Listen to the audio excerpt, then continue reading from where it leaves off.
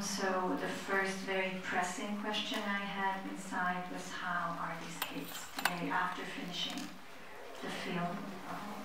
How is Ilya, Islam, Lera, Lisa and Andrei? With boys who stayed on the occupied territories, it's still a bad situation. They're blocked there, and there is no way to get them out. I know, I don't want to talk a lot publicly. I know that they're alive, and I know that it can be dangerous for them. So we are trying not to also put them in danger by talking too much about them. But it's hard. About Lisa, she's still in Ghent. She's one of the best students in this art school in Ghent. She's very talented, and even we made one exhibition of her paintings during the Toxic and Gravity festival, documentary film festival in Poland. And it was great because in the main cinema we also had exhibition of her work. Andrei actually started university this year, and he started to study engineering, electronic, mechanic, engineering department. So actually everything what he was trying to do in his village, he's now studying at a more professional level, and I'm very happy for him. Because he was actually, he was very good in practically, but he was very afraid about theory and also math, and he was not like, sure that he has enough knowledge, because also in his school, it was a village school, so it was not really good level of mathematics and physics, but he managed to pass good exams, so he's studying now. And with Lera, she finished French kind of lessons, French course of language in France, in a very small town where she's living, but she's also volunteering there in volunteer center. And this year she's finishing Ukrainian school online, and after she could start university, maybe in France, she didn't decide yet. And yeah, so everything is fine with Lera, and but Andrei is in Ukraine. So his parents, after they escaped Zoloten, just before occupation, they found a place in eastern Ukraine. They're living in Pavlograd, and Andrei is studying in Dnipro city. It's also eastern Ukraine. Yeah. Walk us through the beginnings of this film. How was this idea born? And there is this person, this mysterious Valentin, who appears halfway the film. And as I understand, he was a very important part of the start of this whole project. He was not that mysterious at the beginning. I met him in 2018 actually. And he shared with me this idea to create this adventure therapy project for children from Donbass, from very remote places, and to bring them to like some incredible journey, actually, to help them overcome their traumas, to see the world outside. And I found this project so beautiful and so important for these teenagers who actually didn't have lots of possibilities. And all of our characters, they didn't travel abroad before, and they had dreams to see the world outside. And together with Valentin, we traveled to Donbass. We met many children, teenagers. We went to schools, we had meetings, we also met teachers, directors, and they were sharing some information about different children. And Valentin also made an open call, so many children could write letters to him and record some video selfies. So I also read all these letters, they were like amazing. But he had to select only 5. and we talk and discuss, of course, also together, and we actually had the same opinion that these vibes whom you just saw in the film, they were the brightest, and they had the strongest motivation, and they had like very kind of bright light inside them, so we felt them more than others. And yeah, and after I started to film more deeply their lives, and I realized that for me this project, this film is not about Valentin, who was supposed to be one of the main characters actually, and I had lots of good scenes with him. So he's Valentin Shevchenko? Yes, he's a very famous Ukrainian explorer. He was also a sport commentator. He commented football, and he created also some like projects, social projects for like poor people to develop sports, and he also created first sport TV channel for children and about children's sport. So he's a great man. He's a well-known figure.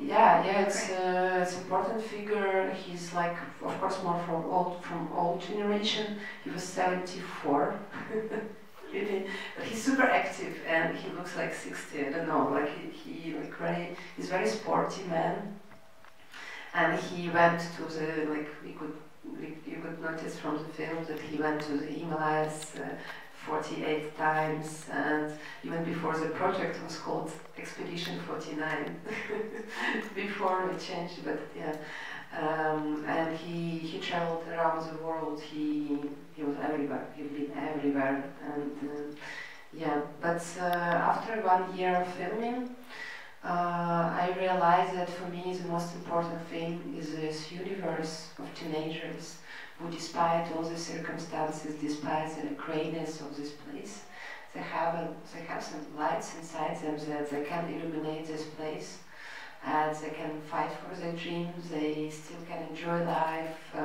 like have fun, and for me this was an engine, and I also wanted to show this world through their eyes, and I wanted to stay with them as long as I could, also to become kind of part of their reality.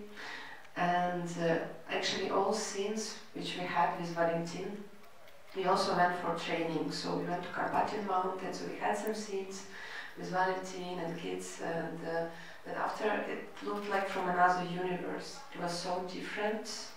So at the moment we started to cut the scenes, and at the end we realized that actually we have to stay in the universe, in this teenage universe in Donbass, without travel out of this universe, and yeah, that's why we stayed more, and because the core of the story is this teenage universe, and yeah. I remember when I was watching it, I was really surprised when they suddenly were there at the Himalaya, and I was like, I thought it would be this wonderful, beautiful metaphor of having this unattainable dream, and then you were there. I mean, you were there personally. Did you have to train to climb the Himalaya? I mean, it seems so effortless. No, we were all training. Also, kids were training with me, so we trained even more because we couldn't show anything in the film. I was also training. I started box classes, but like just because it's for us, for a film crew, it was even more complicated, because at least for kids it was just like walking, trekking, and for us it was trekking and filming. So like we actually spent like much more energy, and it was really hard. And it was really really tough trek. It was not an easy trek, because we climbed one time mountain, Bull Hill, and after we went down through the jungles, and then we went up again. And every day we woke up at 6 o'clock, and already rain season like started.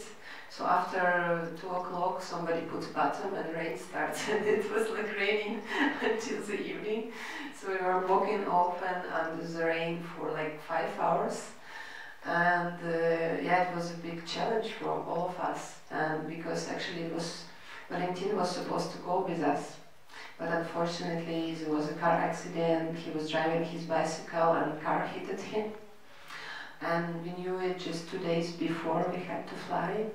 And it was kind of common decision what we should do, because because I had to take all my responsibility to myself, and because if we would say no, we have to just cancel our tickets, and then we won't have a chance to go again. And it was COVID time. This expedition was postponed 3 times already, so we couldn't change our tickets. And it was a question for everybody if we go, and if I can take this responsibility. So I said, of course I will. So I was director, cinematographer. I was legally responsible for all kids and for like everybody. So for me it was really a big challenge, but I never regret this. As you said, the real focus of this film is on these 5 teenagers and their world and their families and everyday lives. And can you tell us how you got close to them with your camera in their everyday lives? How open were they to the project, and how happy they were to contribute, or how natural they could act? I mean, we can see they can, but did it take much time, or how did it work?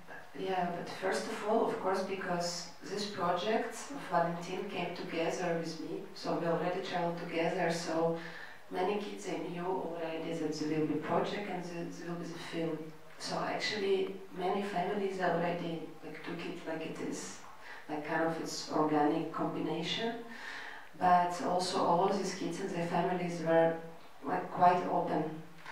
And after, of course, it's a matter of time. And for me, documentary filmmaking is a lot about time, especially if it's a character-driven story, and when you have to stay for a long time with your characters in this reality, not being tourists, you know, coming, watching and going back. And I wanted to spend like really days and days with each of them, because I wanted to open all the characters in an equal way. And we filmed a lot. Actually, we could edit it like 5 different films about all of them. Because I filmed, of course, more that I didn't know at the end what can happen in the Himalayas. There was this mystery element still. We didn't know what we would have, and that's what I love also in documentary films, that it's kind of river, and you go in, and it can bring you somewhere, and you also discover like this stream of the river, and then you don't know where you will go out of the river and what you will see. And I like this spontaneity in documentary films. I don't like this conceptual thing, and then you put everything in script or like structure. And sometimes I was staying like 1 week, like for example with Andriy and his family. I was living with them, with all of them. I was living with them. It's not that I was coming and living in the hotel and film. So I was actually part of their lives. We went to school together, we went to parties together. And sometimes after 1 week I could film only like 2 scenes, because at the moment I was so close, so I knew what is important, what's the most important thing in their lives. And you know, I met all, like I absorbed all first love of each of the characters actually. This was to be my next question, because this line, like when you film this age group and this coming of age, rites of passage kind of films, even feature films, not only documentaries, like love and romance and sexuality is a very important part of the story that kind of propels it forward. And from here, it's conspicuously missing. And I was thinking, is it your decision, or it was really not? No, I wanted to show so much, and we had nice scene with Andriy, with like very, very nice and tender scene.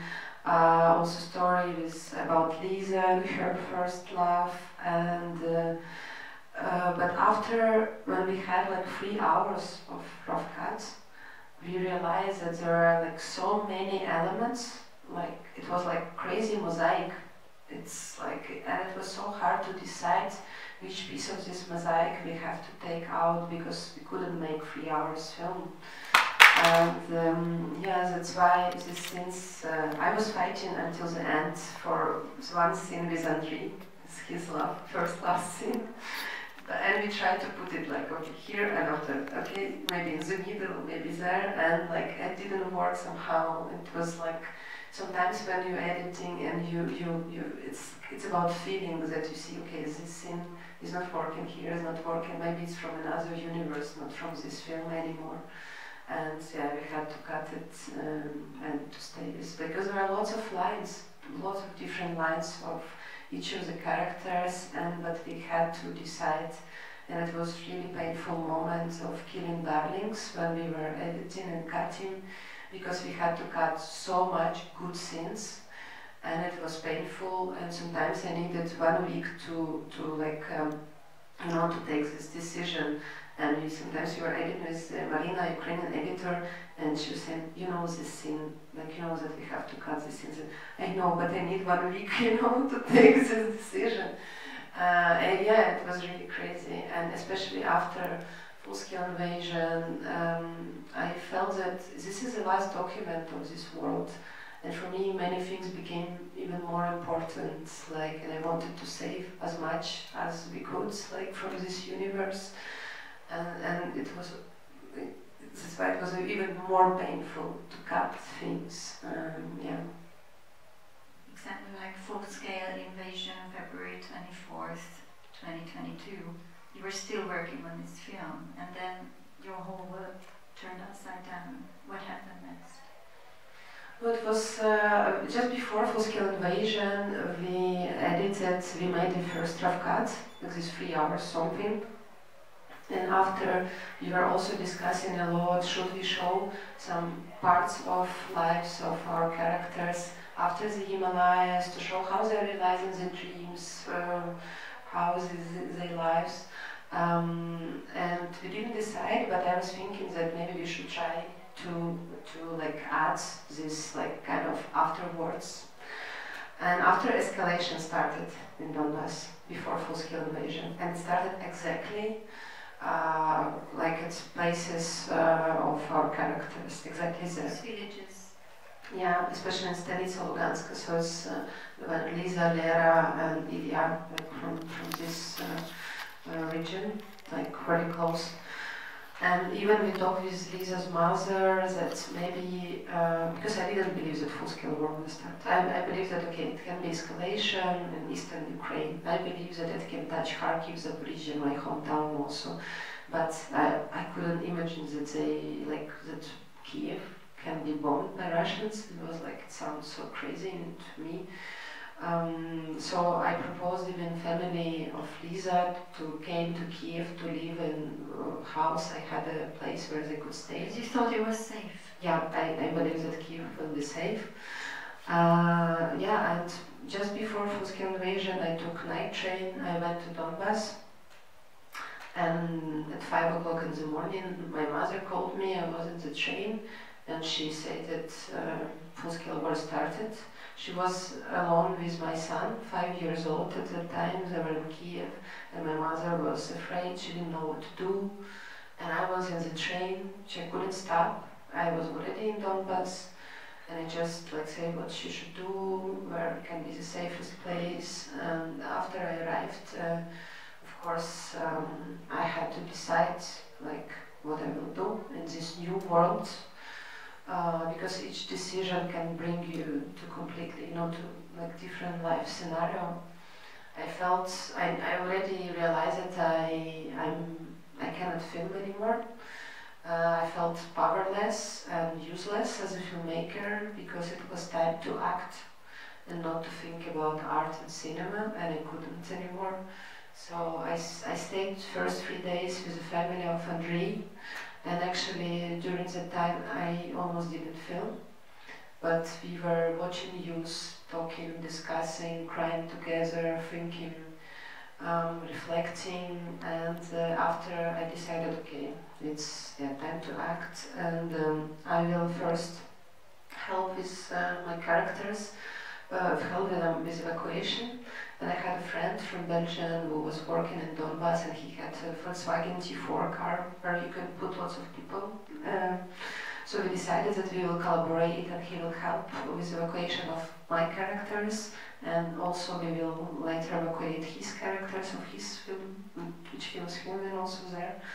And families of Andrei and Ruslan refused to be evacuated. You know, for them, level of danger was not the same as for people from Kiev, Lviv, or I don't know, other Somehow regions. I've got used to it. Yes, yes, because they were living like next to the war zone and in the war zone, and they believe that we have a strong defense, that no, it won't be occupation. It was really, we had days of like really tough discussions, especially with the family of Andrei's family. His mother was crying. Vova, father of Andrei, was still going to the mine after 1 week of full-scale invasion. And one time it was like problem with electricity because of some bombings, and miners were stuck in the mine in the middle of the war. But after the talk with Lisa's family and Stanica Luhanska, like actually was occupied pretty fast on the first day or fourth day, so only 4 days was like it was occupied.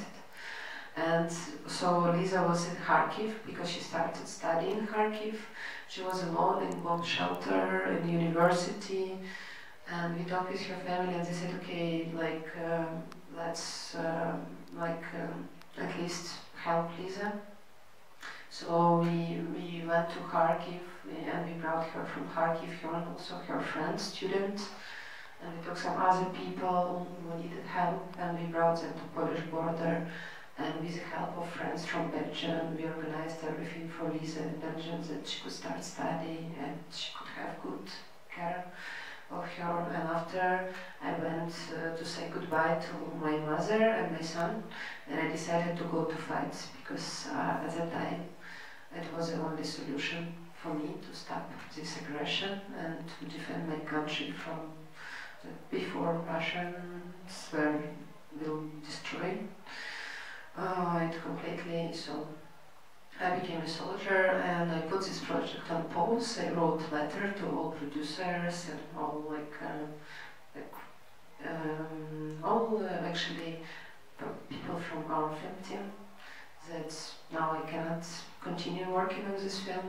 I will go to fight in a volunteer battalion, and yeah, so I actually went back to the editing process after our military base was bombed and after my commander decided to sign an official contract with the army, which meant at the time that like you have to stay on the front line, like I mean in the army for years. And I had 7 days to think what I will do. This time you had been fighting for how many months? 4 months. 4 months. Yeah. And but I was in volunteer unit, and after we had to like officially finally be implemented in the regular army structure. So I had it at the same time. My son and my mother came back to Kiev because they were in France, and we had a discussion with my family and also with my partner, with the producer of this film, Stefan. He was French, he also French, he's a war reporter.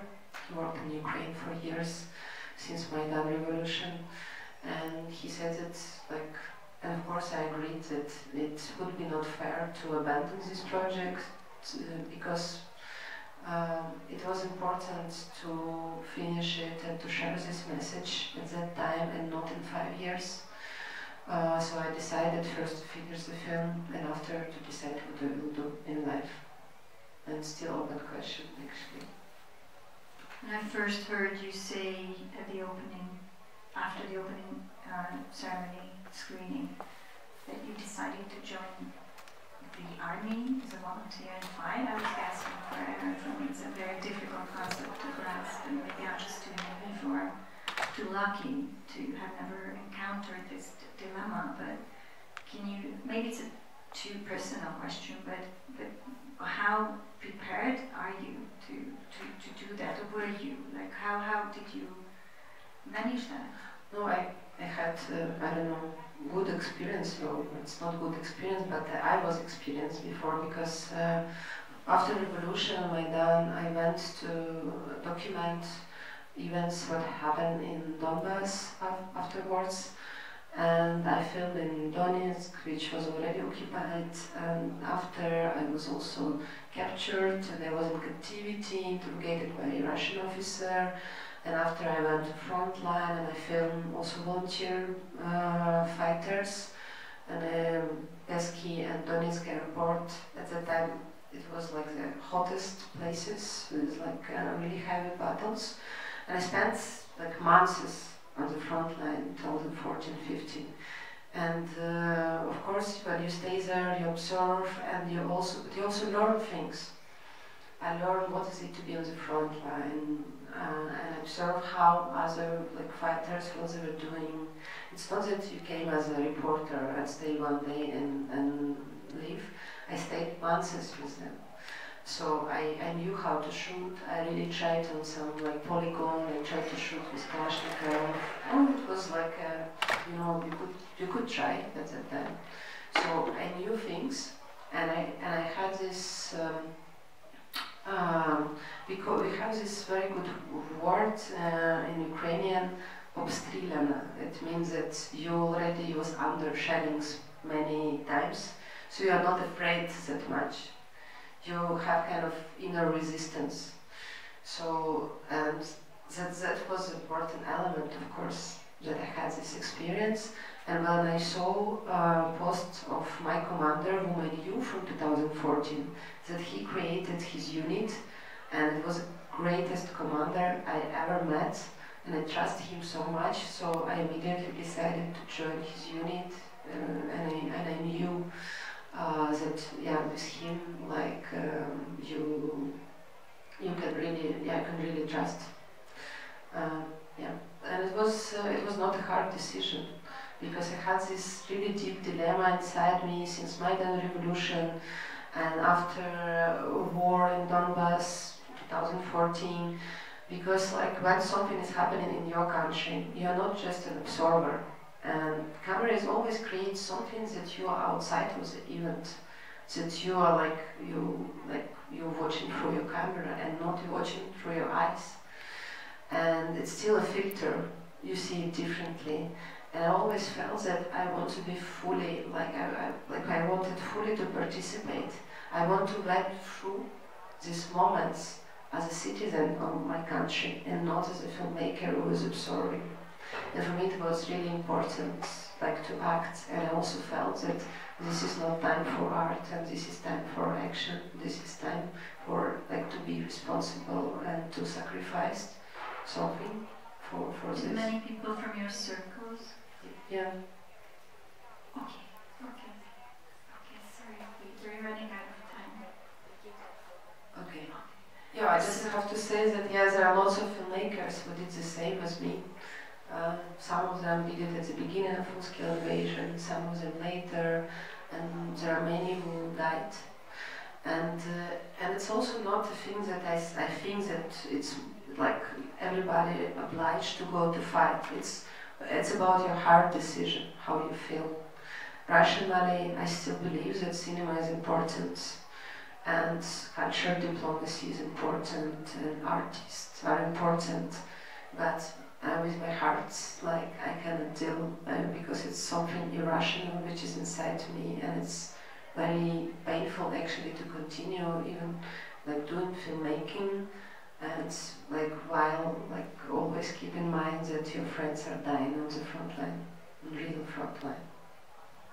Thank you. I'm very sorry we have to stop here, but there is a chance to continue it outside if you have any questions to Alisa. Thank you, Alisa Kovalenko, for this film and for coming here to talk to us. Thank you. Thank you. Thank you. Thank you for coming.